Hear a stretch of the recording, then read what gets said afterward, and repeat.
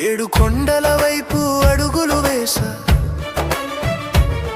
ఏ నమ్మకమో నన్ను నడిపే శ్వాసగా, చెప్పలేని బాధలతో మౌనంగా వచ్చా,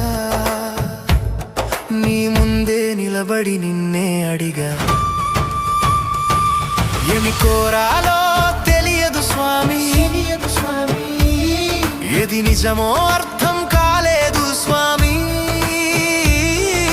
చేతులు జోడించి నిలబడ్డ వేళ, నా కన్నీళ్ళే నా మాటలయ్యే వేళ. గోవింద గోవింద, నీ చూపే నా ఆశల దారి వెంకటేశ.